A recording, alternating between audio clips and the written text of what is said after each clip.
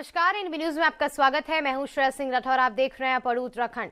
और इस वक्त देहरादून में मुख्यमंत्री पुष्कर सिंह धामी ने आज संसद में पूर्व केंद्रीय मंत्री अनुराग ठाकुर से शिष्टाचार भेंट की। मुख्यमंत्री आवास पर हुई इस मुलाकात में मुख्यमंत्री और सांसद ठाकुर के बीच देश और राज्य से जुड़े सामाजिक विषयों पर सार्थक चर्चा की गई। इस दौरान विकास, जल कल्याण और आपसी समन्वय से जुड़े हुए महत्वपूर्ण मुद्दे पर विचार विमर्श किया गया। मुख्यमंत्री धामी ने राज्य के विकास और जनता के कल्याण के लिए सांसद ठाकुर से सहयोग की अपील की और दोनों नेताओं ने राज्य और देश के लिए सामूहिक प्रयासों का आर्थिक आवश्यक पर जोर दिया ताकि हर क्षेत्र में प्रगति और सुधार सुनिश्चित किया जा सके।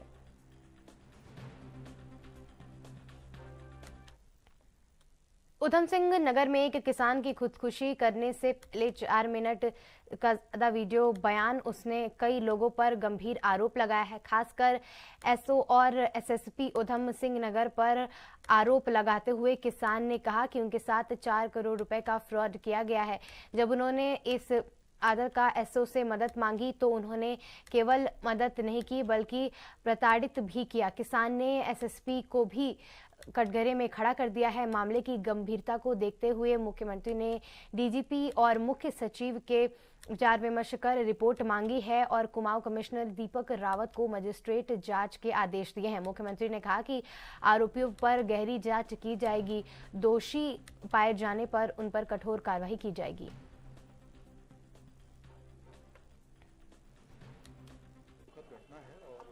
पर जांच के आदेश दे दिए हैं। मजिस्ट्रियल जांच उस पर हो रही है और कोई भी कहीं भी अगर दोषी पाया जाएगा तो निश्चित रूप से उसके खिलाफ कार्रवाई होगी। पूरी जांच जो है ट्रांसपेरेंट तरीके से वहां पर आगे बढ़ रही है और जल्दी ही जो है उसका पटाखा।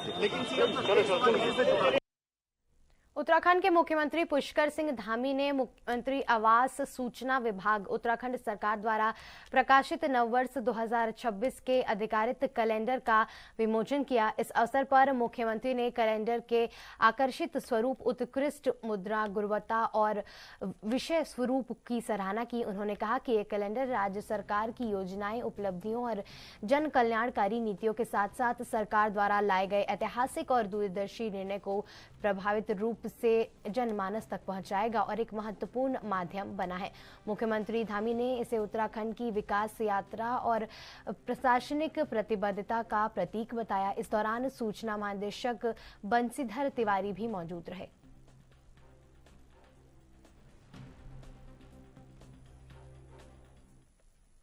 उत्तराखंड में 2027 में होने वाले हरिद्वार अर्ध कुंभ मेले से पहले एक बड़ा विवाद सामने आ रहा है। साधु संतों और कई हिंदू संगठनों ने कुंभ मेले में पहले गंगा घाटों और मेले क्षेत्रों के आसपास गैर हिंदू और के प्रवेश पर रोक लगाने की मांग की है। इस पर मुख्यमंत्री पुष्कर सिंह धामी ने बताया कि कुंभ क्षेत्र, 4 धाम और अन्य सभी धार्मिक तीर्थ स्थल पर एक अपना एक्ट जारी किया है, जिनका कहना है कि ये अध्ययन किया जाएगा। उन्होंने कहा कि हरिद्वार का कुंभ नगर और पुराणों में विशेष स्थान है और उसकी महत्वता बनी रहे, इसी के लिए धरातल पर सुझाव लाए जाएंगे। मुख्यमंत्री ने कहा कि सरकार सभी सुझावों को ध्यान में रखते हुए कार्यवाही करेगी।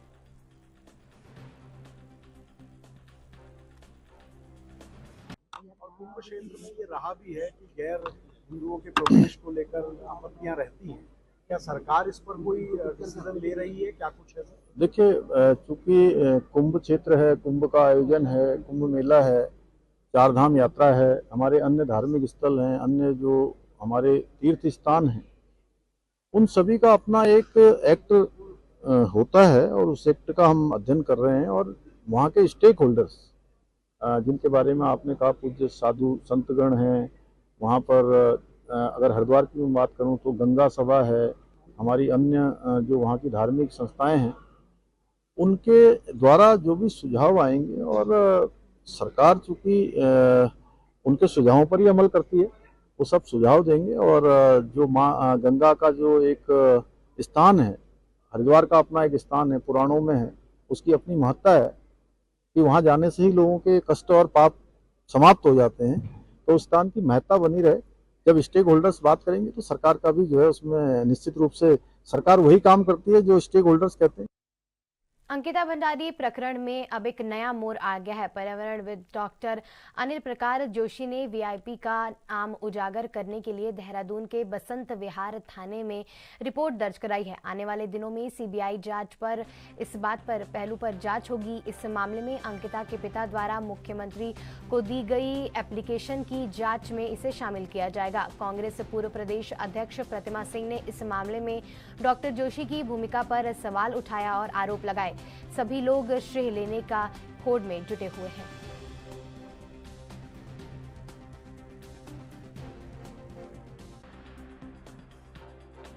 हमारे पर्यावरणविद जो है अनिल जोशी जी ने भी इसमें एंट्री कर ली है, तो अब मैं समझ नहीं आया कि क्यों वो एफआईआर कर रहे हैं। एफआईआर करने की तो आवश्यकता ही नहीं है, एफआईआर तो पूर्व में हो चुकी है। इन्वेस्टिगेशन पर सवाल खड़ा हो रहा है, तो इन्वेस्टिगेशन जो है ये मांग थी उत्तराखंड के लोगों की कि सीबीआई की जांच हो और हाई कोर्ट सुप्रीम कोर्ट की सिटिंग जज की देखरेख में हो। अब ये मांग है, इसमें मैं नहीं समझता कि अनावश्यक रूप से जो है लोग श्रेय लेने के लिए आगे बढ़ कर के काम कर रहे हैं, जो कदापि। रुद्रप्रयाग में काशीपुर के किसान सुखवंत सिंह की आत्महत्या के मामले में वायरल वीडियो के बाद एसएसपी मणिकांत मिश्रा पर सख्त कार्रवाई सामने आई है। मृतक किसान ने अपने वीडियो में कई लोगों का नाम और पुलिस अधिकारियों पर गंभीर आरोप लगाए थे।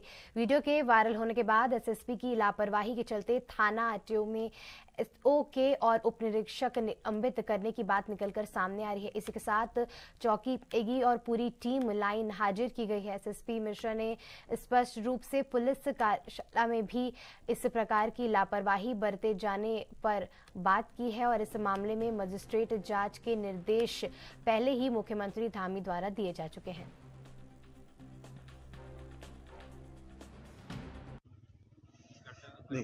देखिए, मैं फिर ये कह रहा हूँ कि किसी किसान की जान गई, जिसे हम अन्नदाता कहते हैं, और मैं एक किसान परिवार से हूँ, मैं किसान भी, इसलिए मैं उस पीड़ा को बहुत अच्छी तरह जानता हूँ। किसान कितनी मुश्किल से फसल पैदा करता है। उसने अपनी कोई जमीन बेच बाच के कहीं जमीन खरीदनी चाहिए अपने बच्चे के लिए, अपना बच्चे का भविष्य हर एक कोई बनाना चाहता है, लेकिन कुछ ठगों ने उसके साथ ठगी करके उसका पैसा हड़पने का प्रयास किया, और उसके लिए वो 4 महीने अधिकारियों के चक्कर काट रहा है।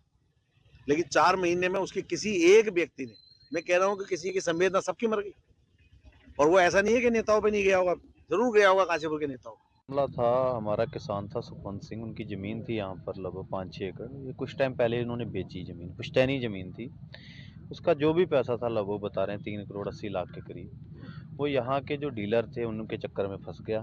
फंसने के बाद वो पैसा उन्होंने जब्त कर लिया और ये दर दर की ठोकरें खाता रहा। सब अधिकारियों के पास भी गया, थाना चौकी सब जगह पर पहुँचा, लेकिन कोई भी बातचीत इनकी नहीं हुई। उसके बाद वीडियो हम सब ने देखा ही कि किस तरीके से उसने फिर सिस्टम पर सवालियत खड़े करते हुए अपनी जान की आहुति दी। और फिर कल से ही जब यहाँ पर थे तो हम लोग सब पहुँचे परिवार के साथ। क्यों अपराधियों का इतना साहस बढ़ रहा है, तो आज इस घटना से सब स्पष्ट होता है कि जो पुलिस प्रशासन है वो अपराधियों के साथ मिला हुआ है, इसीलिए लगातार अपराध बढ़ रहा है। हम तो सरकार से मांग करते हैं कि ये समय है एक नजीर पैदा करने का। जिन जिन अधिकारियों का नाम उस वीडियो में हमारे मृतक भाई ने लिया है, उनके खिलाफ तत्काल कार्रवाई होनी चाहिए। चाहे वो कितना भी बड़ा अधिकारी क्यों ना हो, उसके खिलाफ कार्रवाई होनी चाहिए, उन पे मुकदमा लिखा जाना चाहिए, उन्हें तत्काल सस्पेंड किया जाना चाहिए, ताकि भविष्य में कोई अधिकारी या कोई जो ठगी करने वाले लोग हैं ऐसी घटना को दोबारा अंजाम न दे सकें। इसलिए कठोर कार्रवाई होनी जरूरी है। नेताजी, जिस तरह से कि एक बार फिर सिस्टम पर इसमें परिजनों से वार्ता की गई, उन्हें आश्वस्त किया गया कि जो भी उनकी पीड़ा है उस पीड़ा के साथ हम सभी खड़े हैं, और इसमें माननीय मुख्यमंत्री महोदय के द्वारा त्वरित संज्ञान लेकर कमिश्नर कुमाऊं महोदय को मजिस्ट्रियल जांच सौंपी गई है। अन्य भी जो उनकी बातें हैं उन पर स्वतः संज्ञान लेते हुए एसएसपी सर के द्वारा पूरी चौकी को सस्पेंड, लाइन हाजिर किया गया है, सस्पेंड किया गया है कर्मचारियों को, और जो भी उनकी तहरीर दी गई है उस पर अभियोग पंजीकृत किया गया है और अग्रिम विधिक कार्रवाई की जा रही है। नागरिकों में मनरेगा योजना को लेकर बीजेपी और कांग्रेस आमने सामने आ गई है। भाजपा के पूर्व विधायक नवीन चंद्र दुआ ने कांग्रेस पर कड़ा प्रहार करते हुए कहा कि कांग्रेस केवल दिखावे के लिए विरोध कर रही है। उनका कहना है कि कांग्रेस को इस बात पर आपत्ति है कि मनरेगा योजना से महात्मा गांधी का नाम हटाया गया है, जबकि कांग्रेस ने गांधी जी के लिए कोई उस काम नहीं किया है। वहीं कांग्रेस नेता नरेंद्र बोरा और हेमंती नंदन दुर्गापाल ने भाजपा सरकार पर हमला करते हुए कहा कि मोदी सरकार योजनाओं के नाम चोरी करने में बहुत मास्टर है। उन्होंने आरोप लगाया कि भाजपा ने मनरेगा का नाम बदलकर जीपतियों के लाभ और पहचान करने की कोशिश की है। देखिए, एक मनरेगा योजना जो है ग्रामीण क्षेत्र के विकास और रोजगार के लिए बनाई गई थी। इस प्रकार की योजनाओं में समय समय पर सामाजिक परिवर्तन होने से, समाज की आर्थिक उन्नति और आगे बढ़ने से और मजदूरों की और कृषि श्रमिकों की स्थिति से परिवर्तन करना आवश्यक होता है। इसके सुझाव बहुत सारे संगठनों से, सांसदों से, समितियों से आ भी रहे थे। उसी को देख करके परिवर्तन किया गया है। मनरेगा में 100 दिन का रोजगार का विषय था, इसमें 125 दिन का है। मनरेगा में कई महीनों तक, कभी कभी तो सालों तक भुगतान नहीं होने की समस्या थी। इसमें इसको बहुत सॉर्ट आउट कर दिया गया है। मनरेगा का नाम बदलकर महात्मा गांधी रोजगार गारंटी योजना का नाम बदलकर जो है नाम उसका बदल दिया है, जो कि सरासर गलत है। और इसमें देखिए, अभी लोगों को, बहुत से लोगों को मालूम नहीं है कि मनरेगा में जब पैसा आता था तो वो सीधे ग्राम प्रधान के अकाउंट, ग्राम प्रधान के द्वारा जो मजदूर वहां पर लगाए जाते थे, जो श्रमिक लगाए जाते थे, उनके जो है खातों में वो पैसा जाता था और उसके द्वारा वो भुगतान होता था। और पहले जो मनरेगा में 90% जो है पैसा सेंट्रल देती थी, 10% पैसा जो है प्रदेश का लगता था। इन्होंने योजना का नाम बदलकर और इसमें ग्राम प्रधानों का हस्तक्षेप बंद करके आज 60% पैसा जो है केंद्र देगी और 40% का हिस्सेदारी जो है प्रदेश सरकार की है। उत्तराखंड में इस बार मानसून के दौरान आए भारी आपदा के बाद नुकसान हुआ है, जिसके बाद राज्य सरकार ने राष्ट्रीय आपदा प्रबंधन प्राधिकरण से मदद की गुहार लगाई है। प्रधानमंत्री नरेंद्र मोदी ने आपदा का निरीक्षण करने के दौरान राज्य में एक बड़ा पैकेज की घोषणा की थी, लेकिन अब तक वो पैकेज राज्य सरकार तक नहीं पहुंचा है। आपदा प्रबंधन विभाग के सचिव विनोद कुमार सुमन के अनुसार राज्य में अब तक 7,500 करोड़ रुपए खर्च किए जा चुके हैं। वहीं कांग्रेस के प्रदेश अध्यक्ष गणेश गोदलिया ने केंद्र में मदद न मिलने पर सवाल उठाया।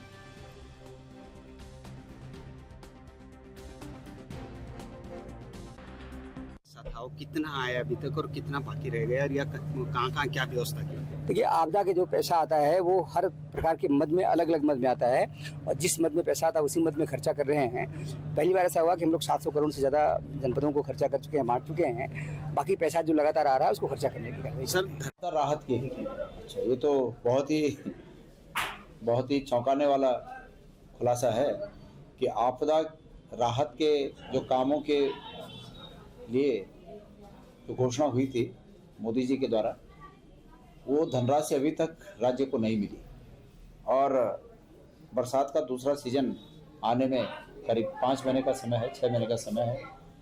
तो आपदा के प्रति सरकार की गंभीरता इससे परिलक्षित होती है। सरकार आपदा के प्रति बिल्कुल गंभीर नहीं है, आपदा राहत कार्यों के प्रति बिल्कुल गंभीर नहीं है। और इसी बात से ये तथ्य परिलक्षित होता है कि केंद्र से आने वाली सहायता 6 महीने की यात्रा के बाद भी यहाँ तक नहीं। खबरों के सफर में वक्त है एक छोटे से ब्रेक का।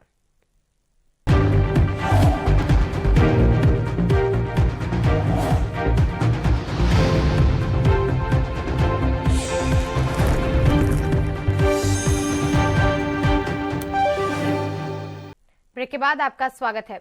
उत्तराखंड बंद को फ्लॉप बताते हुए बीजेपी प्रदेश अध्यक्ष महेंद्र भट्ट ने कहा कि राजनीति के चश्मे से उठाए गए आंदोलन को जनता का समर्थन कभी नहीं मिलेगा। उन्होंने अंकिता भंडारी मामले में प्रदेश भर में बनाए गए माहौल और बंद के कॉल को पूरी तरीके से फ्लॉप बताया। महेंद्र भट्ट ने उत्तराखंड के सभी नागरिकों, व्यापारियों और ट्रांसपोर्टरों के आधार पर उनका आभार व्यक्त किया और बोला कि जिन्होंने इस पर बंदी को नहीं विकल्प चुना उनके लिए धन्यवाद। उन्होंने कहा कि उत्तराखंड की जनता अब राजनीति के ऊपर उठकर काम करने में जुट गई है और इसी तरह के आंदोलन में उन्हें कोई असर नहीं पड़ता है।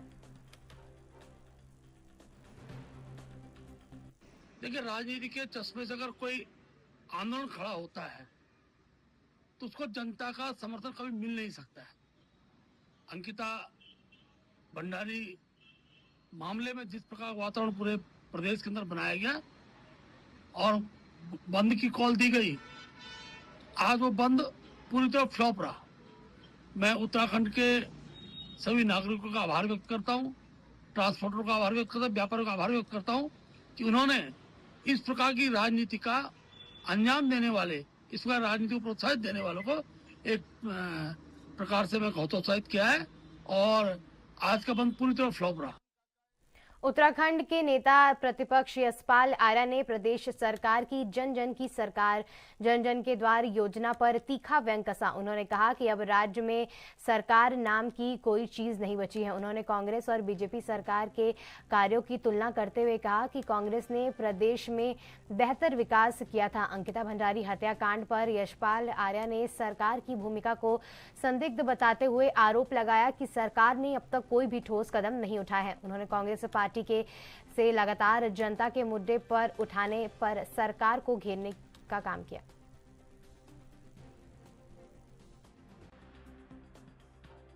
जन जन की सरकार कहाँ रही है? एजेंडा क्या है भाजपा का? धर्म जाति पर आधारित एजेंडा है, विकास का एजेंडा है, रोजगार एजेंडा है, महंगाई एजेंडा है, पलायन एजेंडा है। और हमने लगातार कहा है कि सरकार को अपने कार्यकाल का ब्यौरा देना चाहिए, उपलब्धियों का ब्यौरा देना चाहिए। इन्होंने अपने राज कार्यकाल में जब भी सरकार एक भाजपा की रही हो, इनको अपने कार्यकाल का ब्यौरा देना चाहिए कि हमारी उपलब्धियां क्या रही हैं, हमने क्या किया है। हमने ये भी कहा, इन्होंने 25वीं वर्षगांठ मनाई राज्य की। हमने कहा ये हिसाब दें, हम अपने कार्यकाल का हिसाब देंगे। जब जब कांग्रेस की सरकारें रही है उत्तराखंड में, हमने जो काम किए हैं, जो हमारी कल्याणकारी योजनाएं हमने लागू की हैं, जो हमने विकास के नए आयाम स्थापित किए हैं, हम कर पाए या नहीं कर पाए, उसका लेखा जोखा हम जनता के सामने लाना चाहते हैं। और आप भी अपनी उपलब्धियों का लेखा जोखा हमारे जनता के सामने रखते हैं, क्यों नहीं रखना चाहते? जनता जवाब देने को आतुर है और निश्चित रूप से मेरा मानना है कि 2027 तो हम राजनीतिकरण कर रहे हैं क्या अंकिता भंडारी का? तो हम सियासत कर रहे हैं? पूरे प्रदेश का जनमानस उद्वेलित है और आक्रोश है, गुस्सा है। अगर इस तरह की लीपापोती। उत्तराखंड के चर्चित अंकिता भंडारी हत्याकांड में पर्यावरणविद अनिल प्रकाश जोशी द्वारा दर्ज कराए गए एफआईआर पर कांग्रेस पार्टी ने कड़ी आपत्ति जताई है। कांग्रेस ने कहा, वरिष्ठ नेता सूर्यकांत धर्मानी ने कोटेद्वार में पत्रकारों से बातचीत करते हुए कहा कि अनिल प्रकाश जोशी 3 साल तक चुप थे, लेकिन अब अचानक से भाजपा सरकार के इशारे पर वीआईपी के खिलाफ एफआईआर दर्ज करा रहे हैं। कांग्रेस ने इसे भाजपा सरकार की साजिश बताते हुए कहा कि सरकार उस वीआईपी को बचाने के लिए ये कदम उठा रही है, जिसे कांग्रेस पूरी तरीके से नकारता है।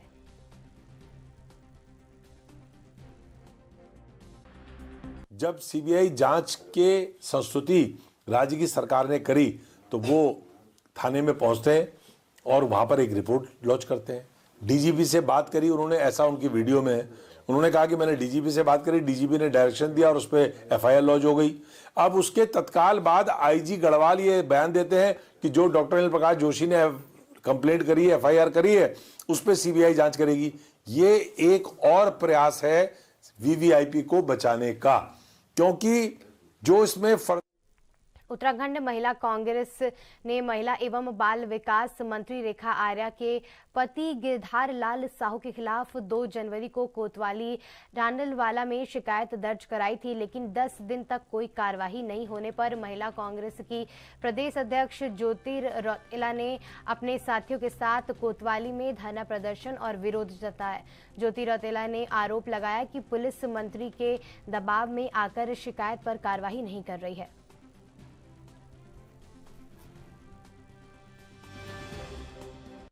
जी, लंबा इंतजार हो गया एफआईआर दर्ज कराने को, पूरा मामला क्या और क्या आपको कहा जा रहा है?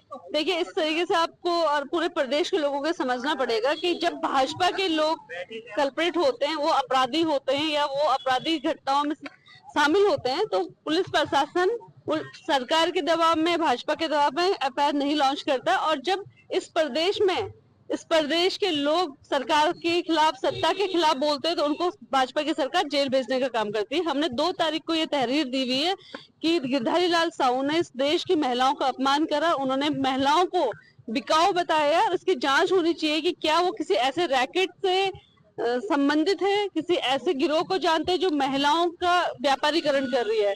2 तारीख को तहरीर दी थी, आज हम लोग 12 तारीख को 10 दिन बाद आए हैं यहाँ पे, एफआईआर दर्ज नहीं हुई है और सरकार जो पुलिस है वो एफआईआर दर्ज करने को तैयार नहीं, क्योंकि वो एक मंत्री के पति हैं और एक तरफ एक महिला है ज्योति अधिकारी जिन्होंने जो उनकी भाषा का मैंने समर्थन नहीं किया, लेकिन उन्होंने कुछ बातें बोली और उन पर 5 एफआईआर दर्ज हो गई इसी प्रदेश में। ये एग्जाम्पल है किस तरीके से सरकार सत्ता का दुरुपयोग करके इस प्रदेश की लोगों को प्रताड़ित कर रही है। और जब इस प्रदेश की महिला सशक्तिकरण की मंत्री के पति महिलाओं को बिकाऊ बोलते हैं, उनकी कीमत लगाती हैं, तो एफआईआर दर्ज होने में भी ये लोग नानुकुर कर रहे हैं।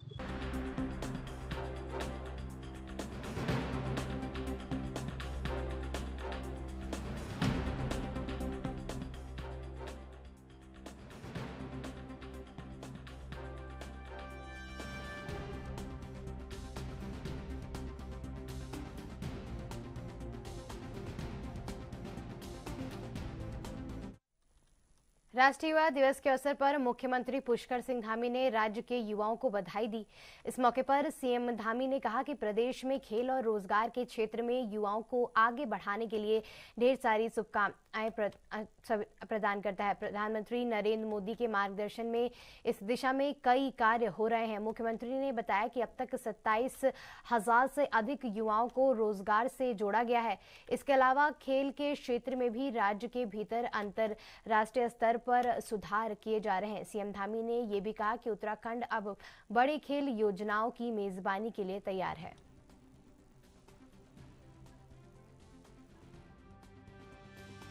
मैं सबसे पहले तो राष्ट्रीय युवा दिवस के अवसर पर सभी युवाओं को, सभी खिलाड़ियों को, सबको मैं बहुत बधाई देता हूं और स्वामी विवेकानंद जी की जयंती पर उनको नमन करता हूं। उनकी प्रेरणा से आज आदरणीय प्रधानमंत्री श्री नरेंद्र मोदी जी के नेतृत्व में युवाओं को आगे बढ़ाने के लिए अनेक काम हो रहे हैं, चाहे वो खिलाड़ियों के क्षेत्र में हो, चाहे वो स्किल डेवलपमेंट के क्षेत्र में हो। अनेक योजनाओं को धरातल पर उतारा जा रहा है, चाहे वो प्रशिक्षण कौशल के कार्यक्रम हो। हम राज्य के अंदर भी नौजवान युवाओं को आगे बढ़ाने के लिए पूरी तरह से प्रतिबद्ध हैं और हमने युवाओं नौजवानों के हित में अनेक फैसले भी लिए। भर्ती प्रक्रियाएं जो पहले बहुत धीमी होती थी, उनको बहुत तेज किया गया। उसी का परिणाम है कि आज 27,000 से अधिक नौजवान युवाओं को नौकरी मिली है। खेलों के क्षेत्र में भी आज जहां नई खेल अकादमियां बनाई जा रही हैं, खेल के नए नए स्ट्रक्चर बनाए गए हैं, अभी राष्ट्रीय खेलों का आयोजन हुआ है। आज उत्तराखंड हमारा पूरी तरह से केवल राष्ट्रीय ही नहीं बल्कि अंतर्राष्ट्रीय स्तर की प्रतियोगिताओं के आयोजन के लिए भी पूरी तरह से तैयार है। हमारी प्राथमिकता है कि हमारे नौजवान युवा हर क्षेत्र में आगे आएँ और उनके लिए सरकार उनके साथ खड़ी है। देखिए, सर्वप्रथम सभी युवाओं को राष्ट्रीय युवा दिवस की बहुत शुभकामनाएं हैं। आज स्वामी विवेकानंद जी का जन्म दिवस है। उनकी पूरी जीवन जो है वो युवाओं के लिए प्रेरणा स्रोत है। उनका एक एक अक्षर जो है युवाओं को ऊर्जावान, प्रेरणावान और किस प्रकार से हम अपने लक्ष्य की प्राप्ति करते हैं उस दिशा में मार्गदर्शन देता है। निश्चित रूप से इस राष्ट्रीय युवा दिवस के अवसर पर हमारे विभाग के द्वारा नवयुवक मंगल दल, महिला मंगल दलों को जिन्होंने कई सारे कार्य क्षेत्रों में बेहतरीन काम किए हैं, आज उनको इस राष्ट्रीय युवा दिवस के अवसर पर माननीय मुख्यमंत्री जी के द्वारा उन्हें आज सम्मानित किया गया है। और इसके साथ ही स्वामी विवेकानंद जी के जन्मदिवस पर जिन्होंने बेहतरीन रील जो 90 सेकंड या 60 सेकंड की जिन्होंने सोशल मीडिया प्लेटफॉर्म के माध्यम से जन जागरण का काम किया है, ऐसे लोगों को भी आज यहाँ पर सम्मानित हुआ है। मैं समझती हूँ कि लगातार सरकार की ओर से हो, माननीय मुख्यमंत्री जी की ओर से हो, विभाग की ओर से हो, ये सतत कोशिश है कि हमारे युवाओं को जो है स्वरोजगार से लेकर आत्मनिर्भरता से लेकर स्पोर्ट्स से लेकर हर प्रकार से उनको हम सहयोग दे पाए। उसके लिए हम तत्परता के साथ काम कर रहे हैं और युवाओं को ये दिन आज समर्पित है। निश्चित रूप से युवा जो है स्वामी विवेकानंद जी के जीवनी से प्रेरणा लेते हुए निश्चित रूप से अपने लक्ष्य को प्राप्त करेंगे। आज के अपॉड उत्तराखंड में इतना ही। देश दुनिया की बड़ी खबरों से जुड़े रहने के लिए देखते रहिए एनबी न्यूज़।